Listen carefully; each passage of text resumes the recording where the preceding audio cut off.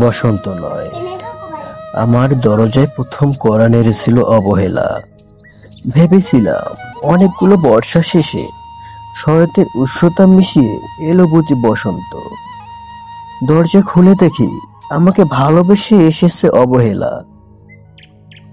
মধ্য দুপুরে তীর্যক রোদের মতো, অনেকটা নির্লজ্জের মতো আমাকে আলিঙ্গন করে নিয়েছিল অনাকাঙ্ক্ষিত অবহেলা।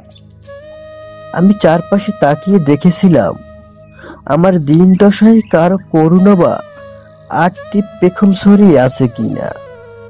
ছিল না।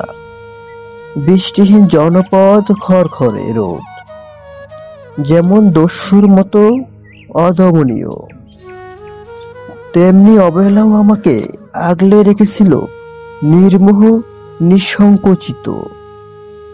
আমি অবহেলাকে পিছে ফেলে একবার ভোঁ দৌড় দিয়ে এগিয়ে গিয়েছিলাম। তখন দেখি আমার সামনে কলহাস্যে দাঁড়িয়েছে উপেক্ষা। উপেক্ষার সঙ্গেও একবার কানামাছি খেলে এগিয়ে গিয়েছিলাম তোমাদের কোলাহল মুখর আনন্দ সভায়। কি মিলেছিল? ঠোঁট উল্টানো ভর্ৎসনা আর অভিশপ্ত অনুরার মতো একতাল অবজ্ঞা। তাও সয়ে গিয়েছিলাম একটা সময়। হ্যাঁ, একবার তুমি বা তোমরা যেন দয়া করে বাঁকা চোখে তাকিয়েছিলে আমার দিকে। তাচ্ছিল্য নয়, একটি মায়াই যেন ছিল। হতে পারে কাপা আবেগও মিশ্রিত ছিল তোমার দৃষ্টিতে। ওইটুকুই আমার যা পাওয়া, আমার ঝরে যাওয়ার মতো পাতা। তুমি ছিলে আসমিক দমকা হাওয়া।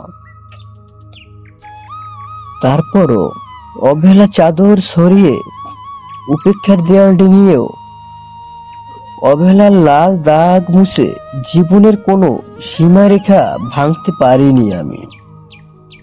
একথা জানি শুধু অন্তর্যামী।